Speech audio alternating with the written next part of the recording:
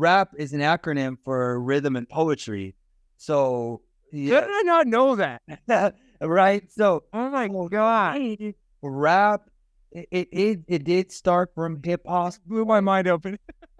The one movement that I would say that everybody should get first is a handstand. I'm just saying, for body control, for balance, for breaking. If you want to do some of these moves, and not only that, just anything in life, like these, a handstand will teach you balance upside down, and it'll actually make you better on your feet because you learn how to control all parts of your body. We went to Battle of the Year in 2019. We got invited to be Team USA. Damn. Yeah, so that was fun. That was in France, and Sick. and just to be on that stage, we talked about. I was watching that VHS growing up. Battle of the Year is not a competition. Circle. So yeah, it's not a competition you can just go enter. You have to be invited. So that was probably my funnest accomplishment in breaking. So the big question is this: how are creators like us, who aren't built for the 9-to-5, for the people who put their passion before them being comfortable, how do we turn that passion into a living that pays the bills and a life that we love? That is the question. This podcast will give you the answers. My name is Noah Mittman, and welcome to Conversations with Creators. Welcome back to Conversations with Creators. I am your host, Noah Mittman, and my guest today is the breakdance tutorial extraordinaire, Beast Boogie. Thank you so much for being on the show, man. What's up, y'all? I appreciate you having me on. I know I saw a little bit of the interview you did with Lauren. Yeah. And so, yeah, I mean, and we put on, like you said, we finally made it happen, and yeah. No, I was happy. I was like, because it was, if you guys listened to the episode with Lauren Ball, the Ninja Warrior, we mentioned Beast Boogie gets a shout out in his awesome tutorials, and then he kind of engaged on that, and I was like, oh my God, we should have you on the show, and now here we are. I got to give a quick shout out because I just went and picked up a case. I got my first sponsor on the show, which is Woods Boss Brewing Company, and very yummy. I'm having the Dark Hedges Dry Irish Stout right now, and it's delicious. So thank you, Woods Boss. You guys rock. Yeah, man. I see all the accolades behind you. You got quite a you've had a bit of a career here. Yeah, man. I've been dancing for 27 years. Damn. I know. That's awesome. I started in 1996, and I started off just doing it with my friends at school and doing it around family members and cousins. Actually, two of my cousins, I didn't have older brothers, so two of my cousins I kind of looked up to, and they were dancing. And so that's how I got started, and then started seeing people at school, and then around the block, and then so on and so forth, all the way to now. Yeah, so it's kind of it seems like it was, I was going to ask you what got, like, inspired you to start, but it sounds like the culture itself kind of inspired you to start. Yeah, definitely. Yeah, because it brought like friends and people together, and it didn't really matter who it was or like how old they were or anything like that. We were all it was all a common goal, which was, to get these dance moves, because we didn't really have direction either back then. We didn't have a lot of dance. Pre-internet, by the way, kids. No internet at all. Literally no YouTube, no. I mean, this was even before like AOL and those things. I mean, like those things were barely coming out. So we just went off a couple VHS videos we saw. Yeah, traveling around, and there was a couple movies like Beach Street and so we just went off of those things, and so we weren't necessarily taught, we weren't necessarily taught. Self-taught for a while. No, just trying stuff out. It's interesting, actually. I just realized, like, that's kind of how I guess in my mind it's been around so long, but I didn't even think about, like, pre-internet. That's why you have the different styles from different areas, because, like, nobody was communicating online with, like, showing movies. It was just like you had the thing you're doing, and then another state has the thing they're doing, another country has the thing they're doing, and it could be totally different styles because you're just in your bubble. And it's crazy because it's evolved so much now. So if you see a lot of the different countries. I mean, it's crazy. It's crazy how much it evolves. But even just back then, again, a lot of those VHS videos that were floating around were one was called Battle of the Year, and it was basically in Europe, and there was a lot of different just people from all over. So you really got, I mean, people from Africa, people from Japan. So you got a taste of all that, and it really blew us away. And I think that's what really got me hooked on it too. At the beginning was watching that because like I would watch like wrestling and things like that, and so I would see like WrestleMania. So seeing like a Battle of the Year tape was seeing like that, and I was like, that's what I wanted to do. That's exactly what it is. Battle of the Year is WrestleMania. That's yeah, that's kind of like what it is. So yeah, that is the perfect, like, if you're wondering, well, yeah, if you're like, what the hell is Battle of the Year? Everybody knows what WrestleMania is. Battle of the Year for breakdancing. Yeah, for sure. So, yeah, absolutely. What got you inspired to start teaching? So yeah, I think I didn't teach really until years into dancing because I was still learning myself. I mean, you're always learning forever. Yeah. But enough to teach. I think when I was practicing at first was a lot of like the moves and not so much like the dance of it. Yeah. And I think until I learned the dance part of it more, then I was able to teach because I just didn't have that foundation to give back. And that's mostly what you teach, especially in beginners classes, is all really the foundation of the dance and the basic movement. And so yeah, once I got that about 10 years in is when I started like, and I was graduated and working, and teaching was also a job. Yeah. So that was, you know, it was hand in hand. I wanted to teach and I wanted to do what I love, and I wanted to make money from it. So it was, you know, teaching is the way to do it. Yeah. Plus, I do say this a lot. I mean, teaching is for all ages, but for the younger ones, if you really want to develop your foundation, teach, because you're literally running through foundational movements every day, all the time. A new kid comes in, guess what? You're teaching them the same step that you just taught them. And although it gets repetitive, it's also just running it over and over and over to where you have it. I mean, that's what freestyle is. You're able to freestyle these movements that are just natural to you already. So you start dreaming about it, you start doing it, like, no matter what, like it's just in your body, which is exactly what it needs to be. Yeah, absolutely. So what are like 3 moves that somebody with no experience should get down for a good foundation to start breakdancing?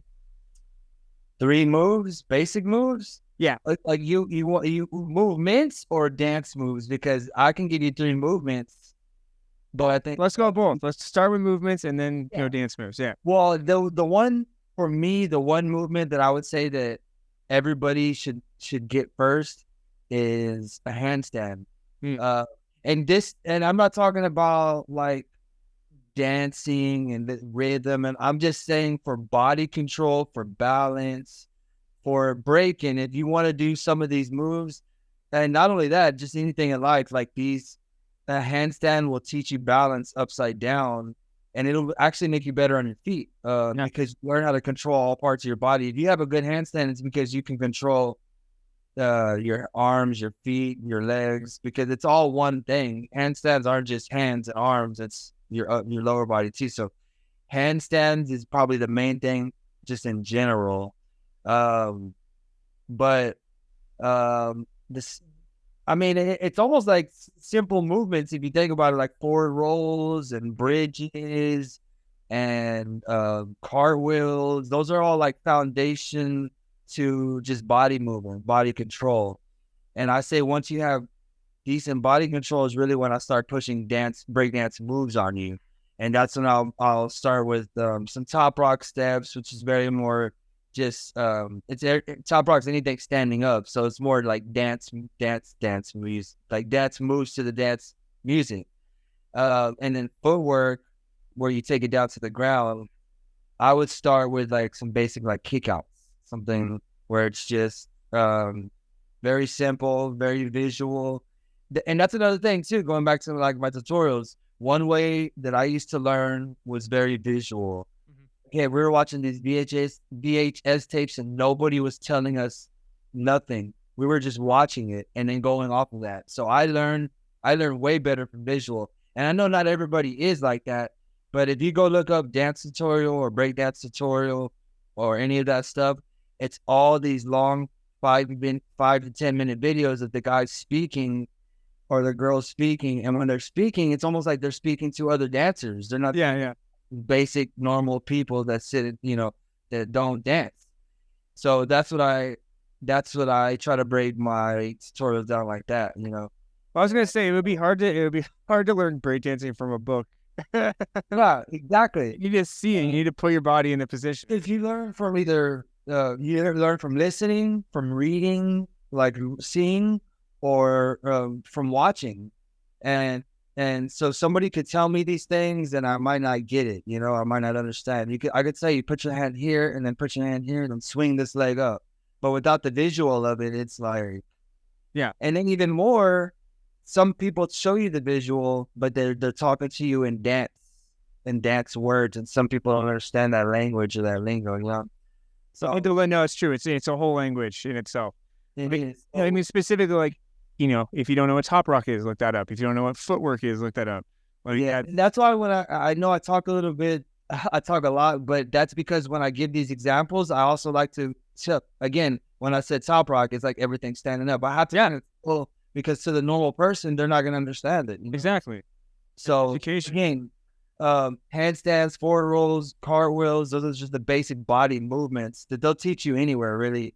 And then with breaking, I mean, top rock, footwork, and freezes. So any foundational stuff of that, which is, again, like kickouts for footwork, or a headstand would be like a basic for a head freeze. Yeah. So those are the easier things that I would start off with, especially with beginners, Absolutely. Especially with no experience. Now they come in with a little bit of dance experience, and I can like test them out and do a little bit more.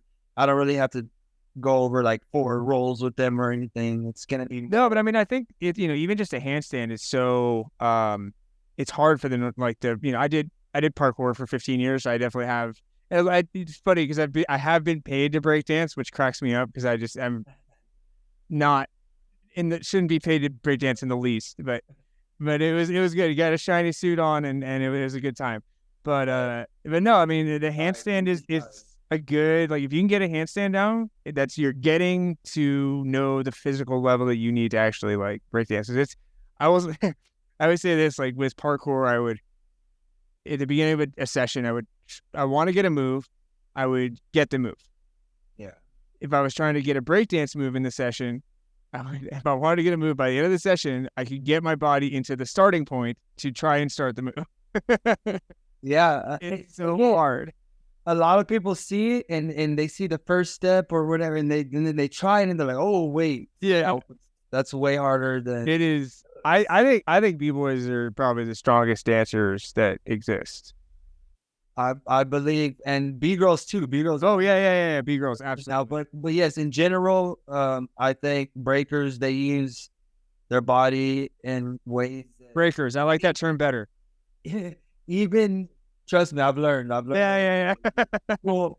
But anyways, yeah. So over you have to, again, when you're doing footwork, it's every part of your body. It's fingers, hands, wrists, arms, back, neck, head. Especially if you're looking up and you're using your feet, and like it's everything. It's.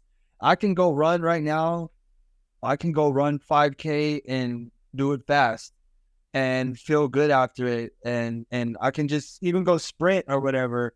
But when I do a round of dancing, it's a completely different endurance. It's a completely different stamina because it's just it's like total body endurance. Yeah, and not only that, it's the mental part of it too. Yeah. With running, it's one goal. It's just run straight. With breaking, you don't know what's coming next. It's. I mean, unless you have it completely set up, like it's more. Yeah, you never do. Comes out. Yeah, it's always a different song. It's always a different competitor you're going against. It's always a different person you're performing for. So it's, but that's the fun of it too. That's why, I mean, it's a completely open play, like sandbox. It's great. That's actually good. Leads me to the next question is, what do you think sets breaking apart from other forms of dance? Like I would say that itself, which I was gonna say it earlier, but I didn't. And I don't want to like offend anybody in the dance world completely, but I think what breaking has its own set of moves, but it also takes a lot from everything, from gymnastics, from karate, from jazz, ballet, tap. It takes a little bit from everything. We add our style to it. We add our twist to it. And then those are like movements that we turn into breaking movements. And so, I just think that in general, the dance itself, it just takes so much. And again, too, a lot of these dancers that become really great, it's because they put everything into it every day at the time. And as to where any dance, like a ballet or something, you have to put a lot of time and effort into it. But again, it's a set of moves that you're doing, and that you're in line with 10 other ladies or guys or whatever that are doing the same exact movement. As to where breaking, it's never going to be taught like that. It's never, ever going to be like that. Every single person will be taught the same move, but everybody's going to do it differently. And they're going to be encouraged to do it differently. Yeah, the person. So it's hard to even gauge like a level of a breaker. No, it's very true. It's subjective over beginner style breakers, but there's no like scoring level to it, as to where like in gymnastics you're level 1 or 2, or in karate or yellow belt, green belt, or in breaking it's you win or lose, or you're just of course there's more experienced dancers and there's more high level dancers because they train in a different way and they train for a different reason, because a lot of dancers don't train to compete. Some just perform, or some just teach, or just love to dance. So again, with that being said, I think it's really not only the hardest form of dance to learn, because you really have to put a lot of life into it. It's also one of the hardest sports. I don't even want to call it a sport, but it's almost one of the hardest sports, because again, with baseball, every position has a goal. If you're the catcher, you're catching. If you're the pitcher, you're pitching. In basketball, there's only so many types of ways to shoot. 3-point, free throw, layup. And with like basketball, even so, say like what comes to mind in terms of like originality would be like the professor, and his apparent. I mean, I don't know how, but apparently some of his moves would be illegal in the NBA, which makes no sense to me. I'm like, exactly. Like, come on, like he's clowning on these guys, but like the skill is there. As long as he doesn't double dribble, like he's fine. Right, and there's no limit to it. There's no right. Again, he's made that an art for him. That's a perfect example of him being more of like a performer. Yeah. The NBA players are like the high level competitors. Yeah. Like trying to learn that way, and so they're focusing on the things that are going to get them there. Because again, I love it. And then we've heard breaking's going to be in the Olympics in 20. I heard, dude.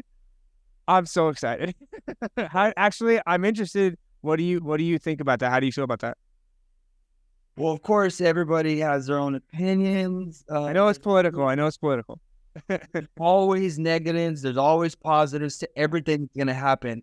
But no matter what, it's evolving, and you have to evolve with the times. Yeah. And on top of that, it's hip hop's only been around for 50 years. Breaking is part of hip hop. Breaking's only been around for like 40 of those years, maybe. And like, so, maybe around the 50-year mark too. But the point is that it's new. It's still new almost. And so, having it in the Olympics is like not just a step forward. It's like we're on to another level. Yeah. I totally agree. I think it's like, honestly, as like an outside, I would like to get back into breaking. It would be a really fun fitness activity and stuff and just art. But like as a viewer, I don't really watch the Olympics that much. But man, I will watch breaking in the Olympics. Absolutely. So it brings me back as a viewer. So check this. So in 2018 in Buenos Aires, they had the Youth Olympics there, and it was the first time they ever had breaking in the Olympics. Yeah. And it was the Youth Olympics. And I had one of my crew members was one of the judges there. And not only he told me that, but you can read it online in all these different places where it says where people explain how it was the most packed place. Yeah, of course. Yeah, and just the eyes, how like people will go into like, I don't want to name a sport. Let's say they go watch another sport and they're kind of in and out, but people were coming and watching the whole entire thing, and they were, engaged the entire time. So now I think it's the most original thing to add to the Olympics ever. And I include as a parkour guy, unless they really figure out a way to judge the free running thing with flips, they're just doing speed courses, which is cool, but like that's essentially a race. Whereas breaking is just it's gonna be the cool. I mean, I think it'll break viewership records for when it comes. It's already sold. It's already there. Like the area and all that stuff. The seating. I love it. I love it. They're adding it. I think it's a cool next stage. And not only that, but like, again, for the growth of it, for the growth of the art and the sport, like reaching a new generation, reaching the general public, which is what kind of Ninja Warrior did for parkour a little bit. But like if you can reach the general public, it's going to grow, and it's not going to be like it's going to be generational. It's going to be around. Yeah, for sure. Which is dope, because it sounds like we're still kind of in the first, maybe second generation of breaking. Yeah, I'd say maybe about the third. Well, there's lower levels of phases or eras. Yeah. But as far as like generations, there's the 70s and 80s, and then there's I guess people feel like it died out, which it did in certain places. Yeah. That early 90s era, but then there's those like early 90, mid 90 breakers to about, I would say, like 2008 or 9 or 10 that era, and then there's the 2010 to now era. It makes sense. So every 10 years, that makes sense. Yeah. So there you go. Perfect. Yeah. And now it's like solidified that it's going to be going on. It's every Olympics, it'll be introduced to a brand new audience. Like, yeah, and I can imagine super cool. This will be in 10, 15 years. So, I mean, it's already crazy. And the kids now are, again, too, like, it's the generation of it. When I was a dancer, there wasn't younger kids. You were the young kid. Even the OGs weren't even, like, there was far and few, Yeah. So now there's full-on legends, there's full-on OGs, there's full-on high-level competitors, there's full-on kids, like kids leagues and everything, where these kids are like unbelievable. And so it's our bright future, and as long as it's treated the right way and we some of the foundation of it, then for sure it's. Do you know how it's being judged? Is it kind of the pointing, or is it is it still battle, or is it what's the point system? Well, more grassroots style competitions, like here in the city, and just for the fun, or for those are still point. But these bigger competitions they definitely have systems now in place. So I think there's like 3 or 4, maybe like 4 or 5 systems around the world that are used. Some more favored than others. And the Olympics, I know they were using one, and then they changed it to one of the other ones last minute, which is kind of weird. But yes, there's. I mean, they'll figure it out. It's the first couple of Olympics that'll be figuring it out, but it's still going to be the dopest thing to happen to the Olympics. For sure, I'm definitely watching. So again, it's just the evolution of it. It's going to bring up so many opportunities. Yeah. I mean, they're going to need analysts and commentators and judges and coaches. Wild. And even clothing brands and studios are going to blow up. There's going to be so many people that are going to be trying to do dance studios, and there's gonna be more dance teachers. So it's a great thing. Now for like the deep down hardcore culture part of it, it's exposing us a little bit. It's mainstreaming it a little bit. It's doing a lot of those things that take away from kind of where it started and why it started, which was more of the fun of it and the compared to it just being like competition based. Yeah. Like there's what I kind of look at it. I mean, a similar like parallel for me is like snowboarding.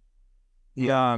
Where it's even evolved now. I'm interested to see, because like the X Games, my favorite thing is the knuckle huck, which is like the kind of creative spin. It's not just the big air with spins and shit, but like I'm interested to see like when the knuckle huck like gets to the Olympics, like because it will, stuff like that. It'll keep evolving, and I know that'll happen. With there's just going to be evolution and more. At least they're like thinking outside the box and like trying to bring some other stuff that's newer in, because as much fun as archery is to do, I think it's maybe more boring to watch than golf.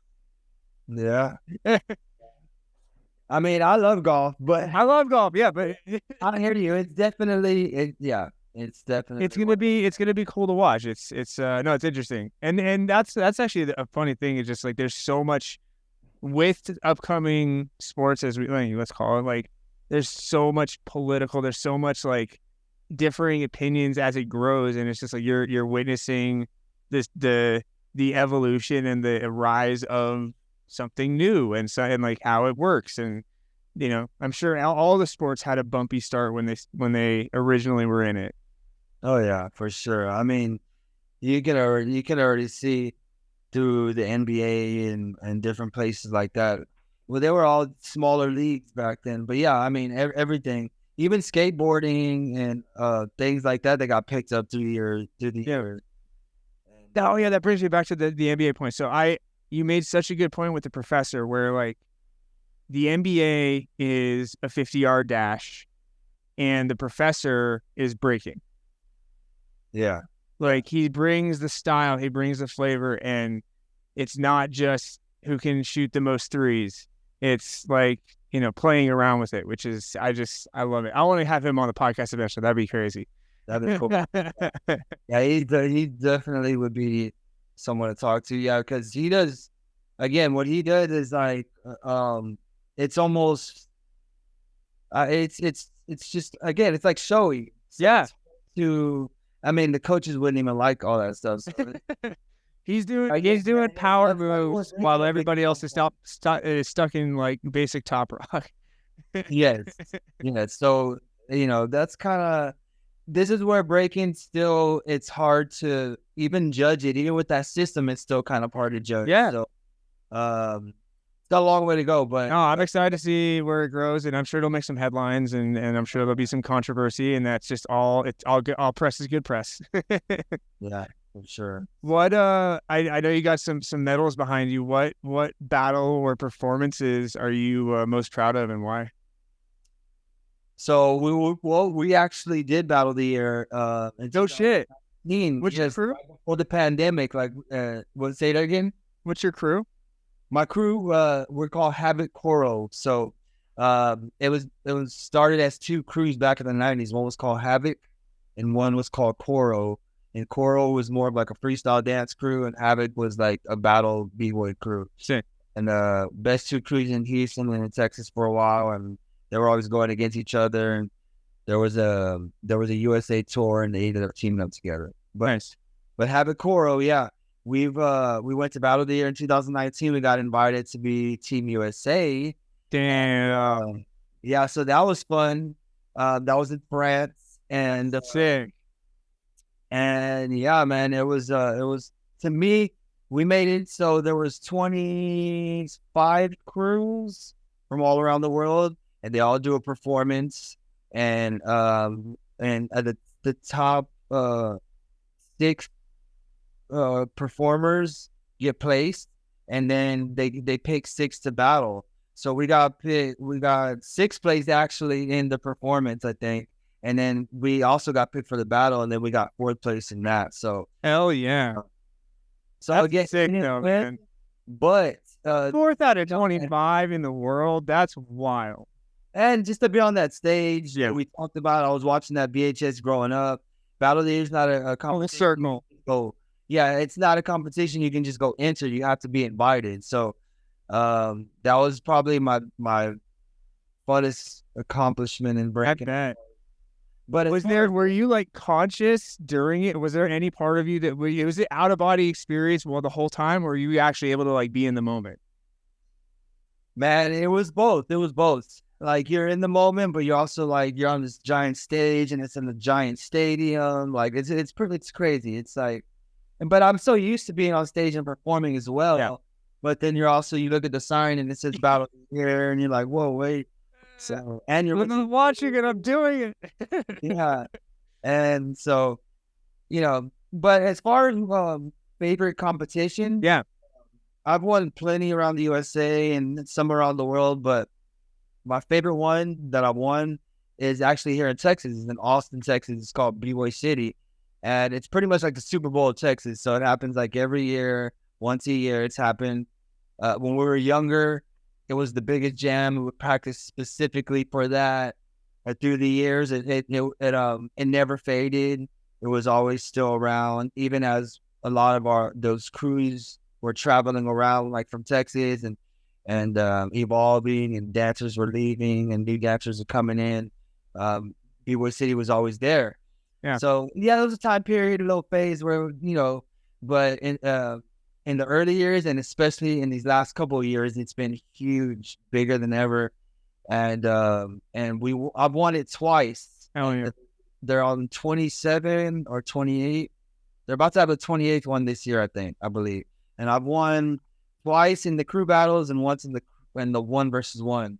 The crew battles are the big thing, though. It's like a Super Bowl. Yeah. Like, I don't know how else to put it. No, man, I get it. There's nothing like the hometown. That's like when you can rep the hometown. It's proud. And yeah, so in the last 2 years in a row, we've gotten 2nd place. And so again, winning it before was great, and that's probably one of my favorite wins. But podiuming is, I mean, if you can consistently podium, that's all you can ask for, right? Like, yeah, for sure. And of course, I've hosted my own dance competitions too. I've hosted over 30 dance competitions here in Houston. I've hosted a dance competition in Colorado and Denver before. Denver's got a good scene. 3 actually, yeah.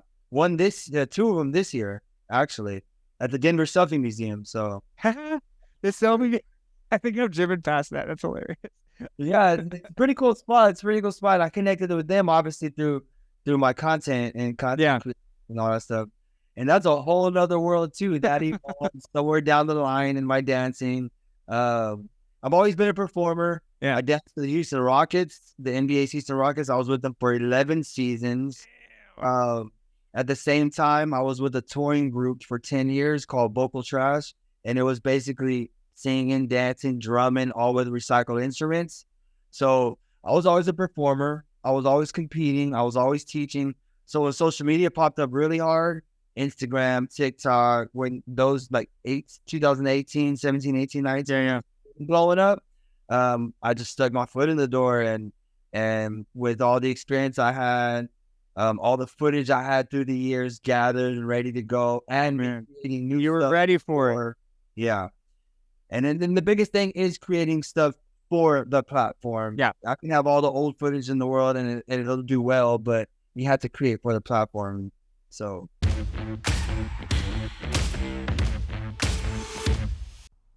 Hey friends, it's your podcast buddy Noah Midman here, and I want to talk to you a little bit today about one of my passion projects, my clothing brand, Clothing for Creators. Roll the tape. If my life were a movie, the hero's big speech would end with, "Stop waiting, start creating." Because that's the drive behind my story. Like when I couldn't afford to finish film school. So instead, I started my own production company and gave myself a trial by fire YouTube business degree. And it's not just me with these kinds of stories. There is this growing movement of passionate, creative, flow state writing, hustling, persistent creators and entrepreneurs that are taking the internet and the world by storm. Everybody told me I wasn't going to be able to make any money as an artist. Now, 15 years later, I've worked on 3 continents. I do own my house. My shop, I'm booked out 8 months ahead. I don't subscribe to being a starving artist. Creativity and I are very deep, dark lovers. I've just decided I'm just going to make stuff. And even if it's not perfect, like, it's getting made. You're going to think that there's right answers and there's not. I don't know what the hell I'm doing. Let's just throw dye on it and it'll look great. You don't need rules some old guy in a suit made up. You don't need anyone telling you that your voice doesn't matter. We are makers, creative types, side hustlers, doers. Why? Because we get shit done. The most important thing every single day is just to get your shit done. Just keep doing it, keep producing, keep creating, and as you do that, you're gonna start becoming the person that you want to be. Don't be scared to try. Commit. You can't half-ass do something. We're full-ass around here. So there's a film you need to make, a company you need to create, a voice you need to share, a product you know the world needs. Put all of yourself into it until anyone who has ever doubted you starts asking you for a job. Then you get to play for a living. You get to create community. Partnerships, collaborations, building bonds with people that like the same stuff you like. You get to live with your heart on your sleeve, a smile on your face, and a solid answer to when anybody asks, why do you do what you do? Sometimes you have to say fuck all the rules to get something that you really need to get out of yourself. You don't need the opinion of the old guy in the suit. You have to give yourself permission to just go. A little less conversation, a little more action. Clothing for creators. Go check out snowmanfilms.shop today. Hey there, fellow creatives. Conversations with Creators dives deep into the minds of successful filmmakers, artists, musicians, and all-around awesome people. We are looking for some kick-ass sponsors to help us keep this show on the road. If you want to reach a tribe of dedicated listeners who are just as passionate about creating as you are, then look no further. Our audience is full of people who appreciate a good laugh and are always on the lookout for new ways to fuel their creativity. So, let's team up and create some magic together. We'll work with you to make sure that your brand is showcased in the best light possible. And who knows, maybe we'll even become lifelong friends. Just imagine, years from now, we'll be reminiscing about the good old days when we first teamed up to take the world by storm. Send us an email at noah@snowmanfilms.net to say hey and get the ball rolling. Now back to the episode.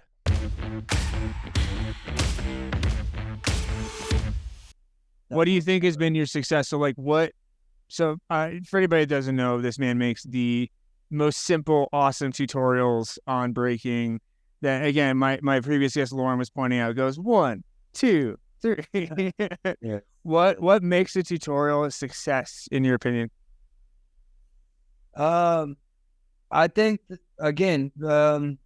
the tutorials that I make are going to be more directed towards people who have never danced before. I do want regular dancers like to see it and maybe get inspired or even practice some of the moves, or maybe it's just a move they missed before and they want to learn. But a lot of it is to show the general public, non-dancers, that one, this movement broken down to the most simplest form shows that it's attainable. So Yeah. It doesn't matter what size you are, it doesn't matter how old you are, or none of that stuff. Like, it's basic movement just broken down to where you can see it. So my tutorial is broken down like that to where you can see them. And then on top of that, I still give you the actual movement. Like I do it full out so you can see that that it does take practice. So a lot of people are like, well, I can't get this in. Well, yes, of course you're not going to just get it in the first try. But it's for me to break it down just to show the normal eye that it's really just simple movements if you're just putting these movements together, and then they're motions. And It's like 1 + 2 + 3 + 10,000 hours and you got it. Exactly. So, I mean, just like anything you're going to do, any sport. I mean, look at basketball players. They literally still shoot 30, 20. They're still shooting free throws. They're still practicing their All about the basics. It's going to be things that you have to do forever, you know? Yeah. But again, it just depends how much you want some of these things. If you want to do it for fun, then I suggest Top Rock, because it's going to be easy and fun, and most of your character and most of your energy is going to come out right, you know. No, I agree. And I think Top Rock is if you have no experience and you're just interested in breaking, Top Rock will get like a nice little round of applause at a wedding. Like, oh, you can dance, cool. Yeah. I tell all my students, show off, show your family, your friends, your teachers, because people see it, and more than likely, 85% of the people in the room are not going to be able to do that. So No, absolutely not. enjoy you doing it, whether you did it right or not, you know? And be like, oh, you can move. I've gotten that like, literally just from like, I go like Indian step down into 6-step and then just a freeze. And anybody who doesn't know how to dance is just like, what was that? Exactly. So it's all fun. It's dancing at the end of the day. It's the best. Dancing, you know. What's your favorite power move? Flares all day. Those are the worst. I work, you know why? Because I worked really damn hard for that move. Like, I bet. When nobody was there to show me, all I could do was practice that move over and over and over. I wanted it so bad, and I finally got one. And I never. How long did it take you? If you can remember. About 3 months, but this is a practice every single day. I'm talking about I came home from school. Yeah. Well, I went to sleep, and I was practicing. And so, Source 3 months. First time I ever did more than one flare, I did 3, and it changed. Yeah. How many can you just do unlimited now? Well, not unlimited. Yeah, maybe 10, 20. Up there, wear and tear on the body. But no, I could still hit like right now. I mean, I can hit as many as I want to, sure. But like 5 clean right now. Just that's enough to just blow anybody's mind. Yes, exactly. So if you got 2 or 3, you're already in a good spot. Yeah.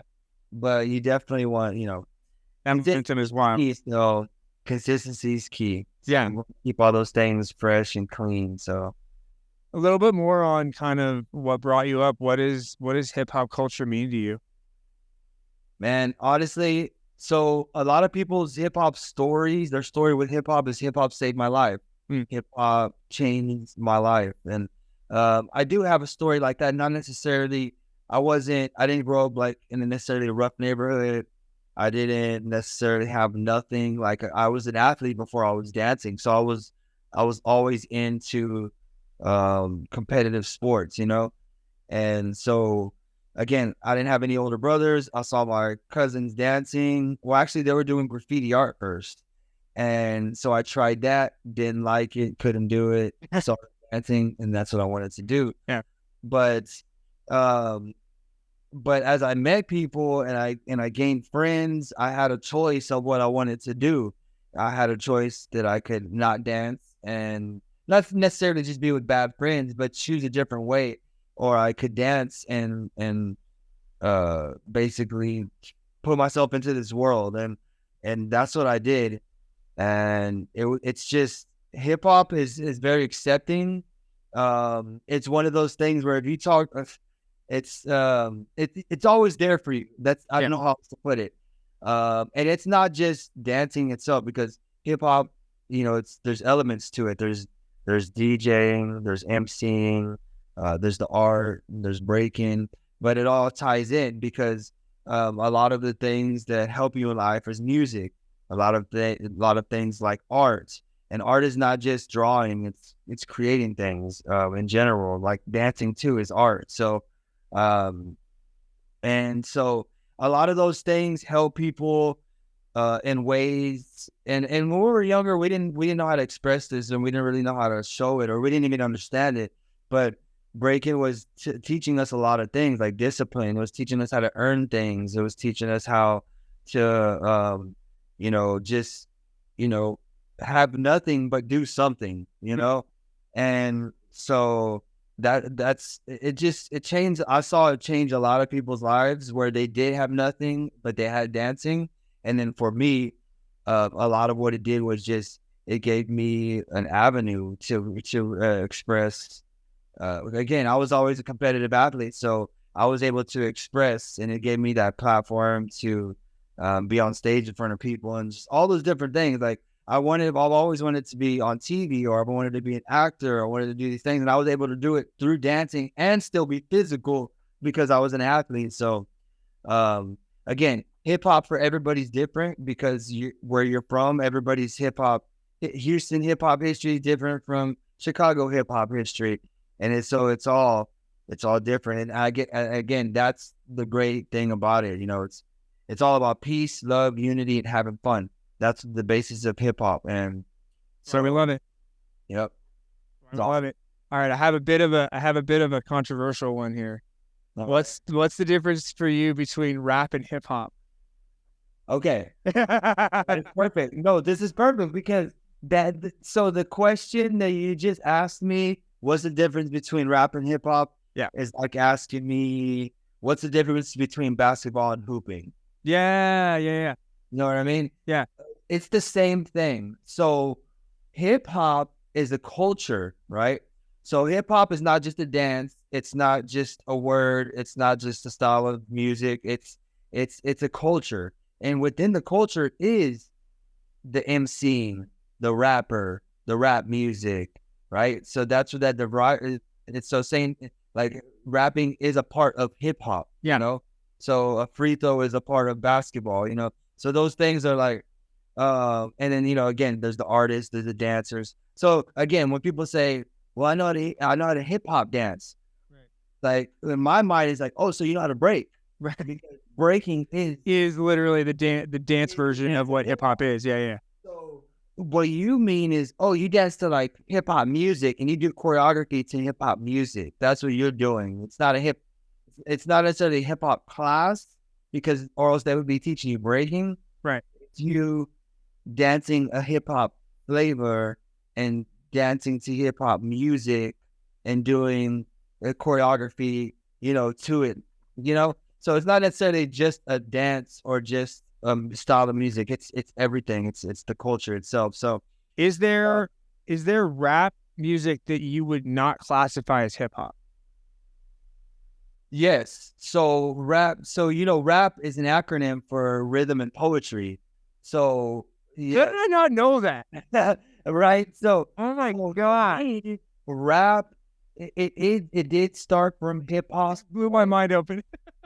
But for me and for everybody, mostly it's going to be people expressing themselves in a positive manner because hip hop is positive. It's people meeting, having fun. So if you're expressing yourself through a positive manner, and sometimes you're hurt, and so you like a Tupac, so you're hurt, but you're still spitting out positive stuff, and it may be in a negative manner, but that's hip hop, you know what I mean? And so again, rhythm and poetry, it means you're doing poetry to this rhythm. So I would say rap crossed kind of a line that wasn't so more hip hop anymore. Not saying it's not now. I'm saying there was a time. The first time frame I would say is gangster rap. When, like real in the 90s, like there's some real interesting. Yeah, so it was more of the attitude behind it not being positive that it removes it from the hip hop. Yes, interesting. That's not rhythm and poetry. That's a rapper. They're no rappers, and that's fine. It evolved. It evolved. Some of my favorite stuff that was created from hip hop. Yeah, that's interesting because I would totally classify that as hip hop, but I totally get that. It's not in the spirit of what hip hop is. Like, and you walked in, I mean, there's not music stores anymore, but you walked into one for a CD, you probably look under gangster rap for that. Yeah. So what about mumble rap? More now, like there's a lot of like mumble rap, a lot of like electronic stuff that's not, there's no feeling behind it. It's cool music and it has great beats that we like, but there's no real feeling behind it. There's no story behind it. And that's what makes a hip hop song. That's what makes a good MC is. Listen, it's hard to storytell when it's a hubba da bubba da ba. Like I'm supposed to be listening to your song and getting inspired by it, right? And being my mind blown when half the words I can't even understand, and some of the quotes that they use nowadays don't even make sense. So it's hard for at all. The hip hop from. No, but you're so right. It's about hip hop is storytelling. Hip hop is it's going on a journey, and when you repeat the same word 17 times in a song, that's not storytelling. Yeah. Yeah, exactly. So again, it's evolved. It's music. It's still in the hip hop genre. It's just evolved, and I agree. And I'm happy you agree with me because I've had this argument with a couple people. They're like, no, Rumble Map is hip hop. I'm like, you don't understand. Like, this is not this is not the same thing. For sure, for sure. Now, again, I won't deny the fact that it's evolved from hip hop and what hip hop was and what hip hop is. The umbrella of hip hop, yeah. But it's definitely not something we use. You're not gonna go to a hip hop event. You're not gonna go to a breaking event. You're not gonna go to any of these events and hear those songs. Yeah, you can go to the dance club and hear those songs. You can put it on the rap radio station and hear those songs. But it's we don't really use those for. No, it makes sense. On the positive side of things, what's a song for you that gets you every time it gets you pumped, it gets you ready to dance? Like, it's just you got to get on the floor when it goes on. Man, honestly, anything from James Brown. Yeah, Brown's really gonna get you moving. He has a lot of great songs that we use in breaking. So, but more recent, like a Bruno Mars, something like I can't think of it at the top of Uptown Funk. Uptown Funk. Yeah. Yeah. There's a couple more out there that he has that are really good, but yeah. So stuff like that, For me, even with my limited skill, if I hear Black Sheep or oh my God, there's the classic. Okay, maybe you saw the video of the dad with his son in the car, and he's just like spilling his cereal and freaking out and like dancing like crazy. James Brown. I mean, anything that like, it's like the instrumentals too. Like, it's just these classic, because there's not much lyrics in a when you're in the battle situation, it's all the instrumentals. Yeah. Well, so again, more in a grassroots jam. We call dance competitions jams. So when I say jam, that's what I mean, like a dance competition. But in a grassroots jam, which is more of a lower level in city jam, you're gonna play music, you're gonna hear everything. But a lot of these bigger jams now that are streamed online and things like that, they can't play copyrighted music. So now what you're hearing is a lot of more drum beats or having to create their own beats to play. But what's happening is there's forever beats you can make, but there's so many just that. Like, there's so many of those now that it's just kind of like watered down. Yeah. So yeah, it's back and forth. A lot of these DJs, they still create amazing beats, but a lot of that feeling and that funk and those words that we dance to, we're losing a lot of that, Oh man, that's the bigger jabs. Right. No, it makes total sense because the world of music has changed a bit with streaming and all that stuff. Yes. Yeah, totally. Writing and it's down to the core now, especially with social media and everything. So yeah, so it's wild. They're really picking out on all of those. What advice would you give to somebody who wants to pursue a breaking career or do it professionally? So to start a breaking career specifically, you would definitely have to first be ready to go all in. Of course, you may have a head start already by maybe have taught some classes before or performed here and there, or even just competing. I'm gonna interrupt you. I thought of the fucking song. What's the song? Andy Up. Oh, I forgot about that one. Yeah. That shit will get. I'm like, oh, who is that? Is that Busta? No. Oh God, hold on. I'm gonna search it. Andy Up. Exactly. It is Busta. It's featuring Busta. It's MOP. That's right. You got to watch that video of the dude dancing in the car with his son. It is the funniest shit because he's just hit him, and the kid's just spilling his cereal everywhere. It's so funny. That's awesome.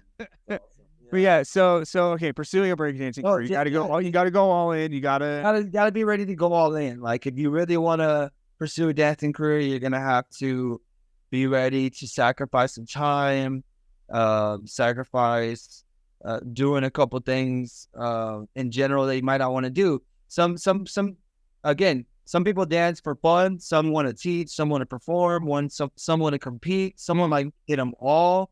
Some don't. And some do because they have to for job purposes. So again, you have to be open to all of those. And not only that, more than ever with the Olympics coming up and all the opportunities it's going to open, the professionalism, it always needs to be there. You got to be reliable, but that comes with growth as well. So. You also got to have time to grow as a person and gain those. All those things are skills you build and learn through time. But if you're going to dance, you got to be able to go all in, spend all your time doing it. You got to love it. You got to know there's going to be things that sometimes that you don't want to do. And then it's nothing bad. It's just early mornings, or you might have to wear a costume you don't want to wear. There's got to be a lot of those different things, Yeah. And of course you can pick and choose what you want and don't want to do. But again, also more than ever, social media. I know I'm pushing it because I'm on social media. You're a success story from it. It's one of the most important and free tools that you're ever gonna have in your life. Like literally, I just was just saying how I wanted to be an actor. I wanted to be on reality TV. I wanted to be in movies. I wanted to be in commercials. And I can literally do that on all my social media platforms. Right. Create my own commercials, create my own things, and promote it to as many people as I want to. It's obviously some people have to gain a following, but that's how you gain the following, is that you got to give them something to want, a story. You got to feed them positivity, feed them something that they don't know, something they can learn. Like it's again, it's all. If nothing else, it's you want to give. It's a body of work. It's showing that you've put hours in, showing that I'm sure that, if you get asked for specific things, you can be like, yeah, pull up this video. I'm doing it right there. Like has social media gotten you opportunities that you maybe wouldn't have gotten without it? For sure. Obviously you get a lot of ad deals and you meet, even though if you don't get sponsored by these people long term, you still meet people and you learn, the system, and you talk to different agents and different things like that. So, but you learn a lot, man. This is work. It's literally work. Like it's podcasters, social media influencers, like it's all work. Like there's editing, graphic designers, like it's everything to the core. But a lot of these things you don't know, but you learn along the way. Things that I didn't know in social media 4 or 5 years ago, now I know. Right.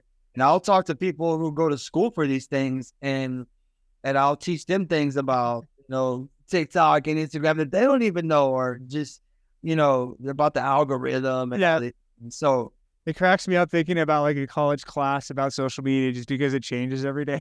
Like, how can you possibly teach a semester? The best thing I could tell everybody is experience. I didn't learn how to dance, like compete, until I battled. I didn't learn how to post until I posted for a couple years. It's all consistency is key. Like truly in everything in life, consistency is key. But especially with something like not waiting, start creating. Yes, exactly. Because trial by fire, you got to do it.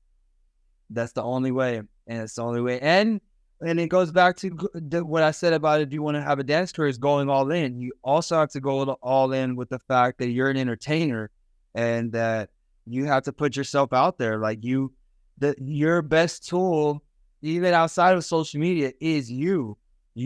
People have to want you. They have to want to hear what you have to say. They want, and not only that, they have to enjoy it.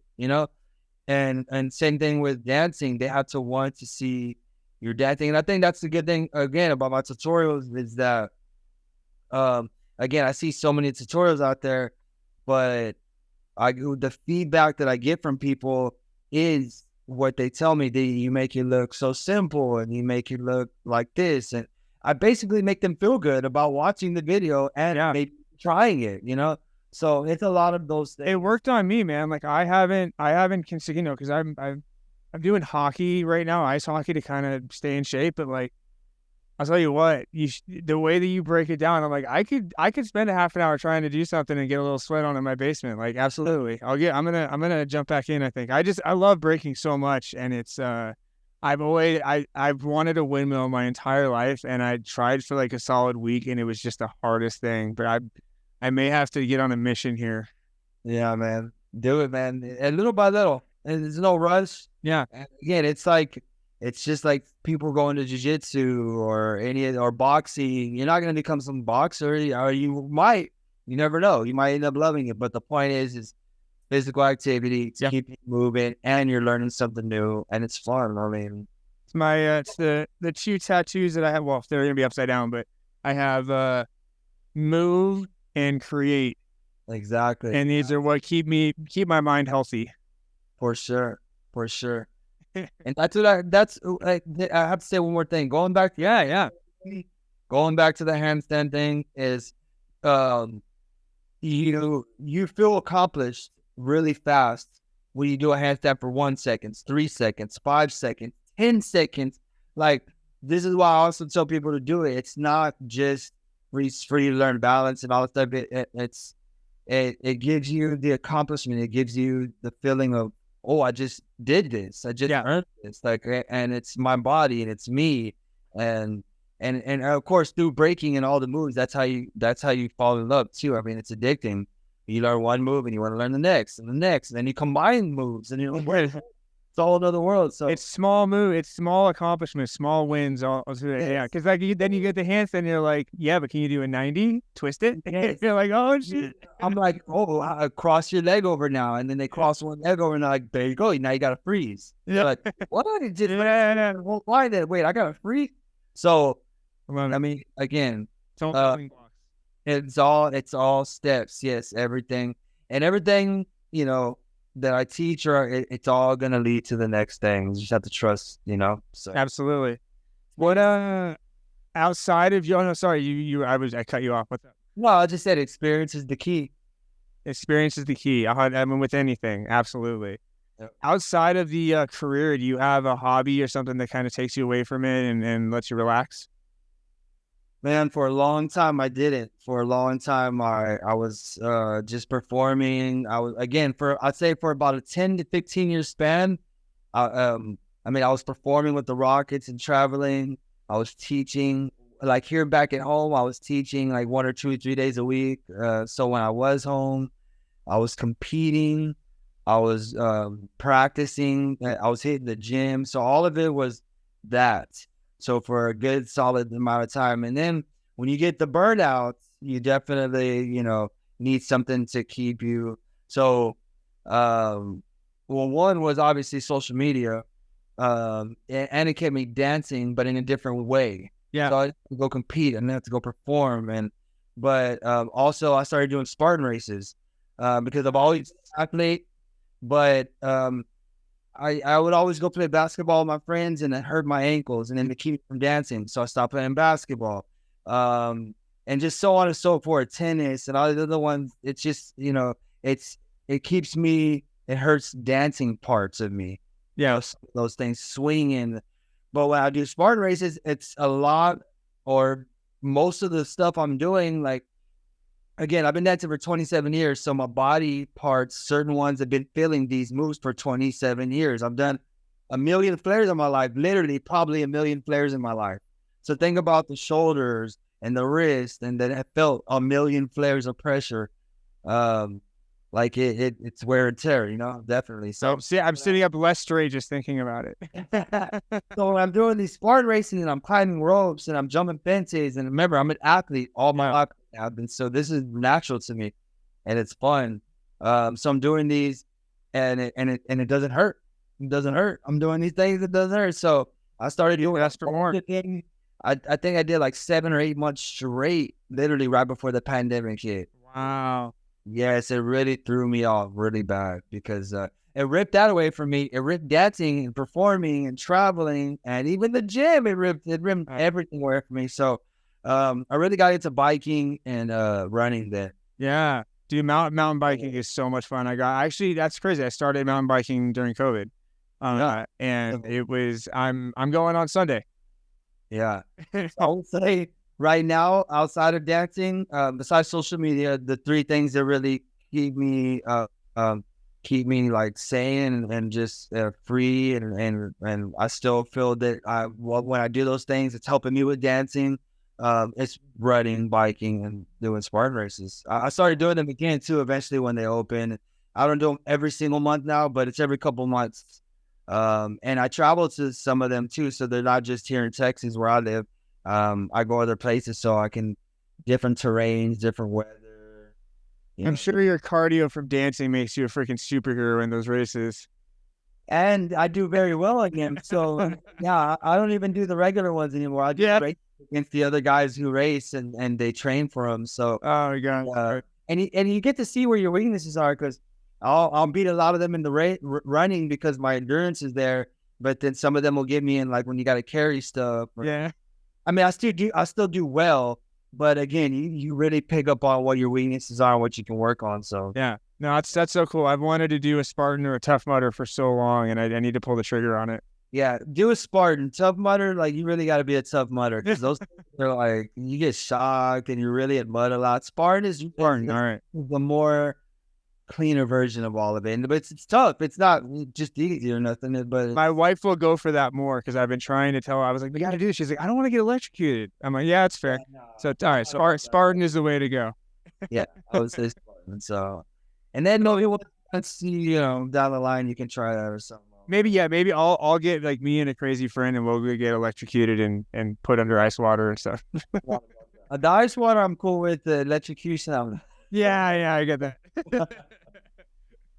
They can electrocute my shoulder if they want to. Yeah, right. Just do it. Electric therapy. Just keep it right here, just right on the shoulder. Oh, yeah, not relaxed. All right. This guy's just stopping and getting a massage from the electricity. What the hell? You guys not in the water though. Why these home? Right, but they do it in water. I've seen. I don't know. Anyways, a little sketchy there. So I want to roll out the red carpet for you a little bit. It's been a fantastic interview, and I've gotten so much out of it. Tell everybody what you got going on in your life. Yeah, so right now, again, it's just social media. Obviously, the Reds just came out, so like now it's a whole new app. It's basically like a Twitter that Instagram made. I just joined today. Yes, and so and just suddenly have like 200 followers for some fucking reason. I'm already up to like I think 6,000. I'm sure. But yes, now it's another one that I have to keep up with. I know, yeah. So exactly what I thought. Yeah, for a while, coming up. Yeah, but you got to get that early real estate. I know. Yeah. Yes. Yeah. That's one thing I've learned is get it while it's hot. And I'm like, I'm not on Twitter, but if this can be my Twitter presence, I'm fine because it's just again, it's another 3 minutes of uploading the thing when you're hitting all the spots. Yeah, and Twitter's just it's ugly now. So yeah, I mean it's been I had no interest, and then Threads came out. I was like, I'll give it a shot. Again, if it takes 3 minutes a day to upload the same reel that I'm doing everywhere else, why not? Yeah, I mean, yeah, do it. Yeah, at this point, like on there, it's free game. Like yeah, Threads is like anything you can put your. Especially if you got 6,000 followers in a day, like it's new. That's the main thing I've learned too is like. Every social media has a different audience. Very few people are going to see you twice in on different apps. So you have to do all of them. And it's the one of my previous guests, Master Ken, who's this like really funny martial arts guy. He was like he had the same thing on TikTok. It's like, oh God, another app. I don't want it. And then he posted one video. It got 40 million views. He went back on after the weekend and had like 600,000 followers. He's like, I guess I'm on TikTok now. Okay.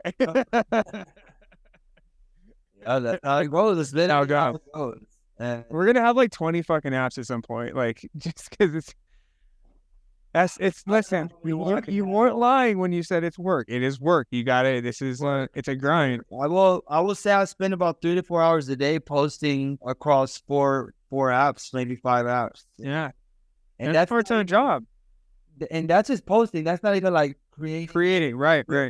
Or ed. Like it's just, but it's really, listen, we could be at a desk. We could be not, doing whatever else. Like, yeah, as creatives, as artists, this is, it's, I always like to say, choose your tired. You can either, do this and be tired, or be doing something you hate and be tired mentally, and your soul is tired. For sure. Now, yeah, I get to be at home on social media too a lot. So, I mean, it's great. So, tell people where they can find you. Yeah, well, obviously literally on all social media platforms that I'm on, which is most of them: TikTok, YouTube, Instagram, Facebook, Threads, Clapper, like all of them. Oh, I did join Cloud. Fucking. I'm literally on all of them. Yeah, all of them. I'm at Beast Boogie. Literally, just at. You did it.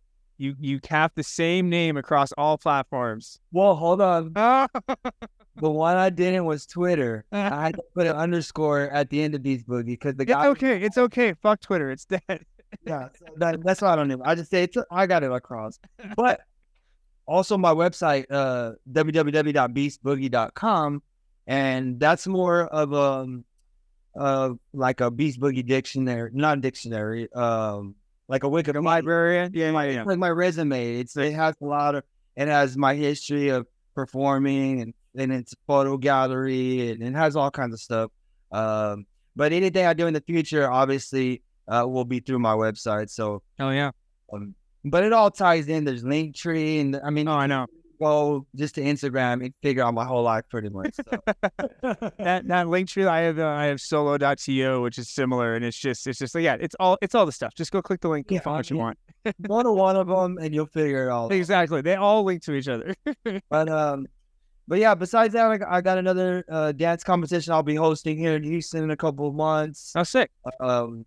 I had recently got an injury on my shoulder, and I was going to compete in a couple of competitions upcoming, which I think I'll still be able to. It's just slowed me down a little bit with training, and I'll be doing a Spartan race coming up as well. So again, all of the above that I've been doing, and more of it. Keep up with me on social media. That's how you'll figure out. Learn some breakdancing from Beast Boogie. I'm gonna be doing the same. So join me. We'll comment with which video, which move you're learning, and we'll go on our breaking journey together. Yes. lots more to come. So. Hell yeah, man. Well, thank you so much for your time. This has been awesome. I super appreciate talking to you. Yeah, man, I appreciate you having me on, and anytime, let me know. And hey, if I ever get a podcast, I'll reach out to you. Oh, I would love to. That would be I would be honored. So everybody watching and listening, I will see you next time.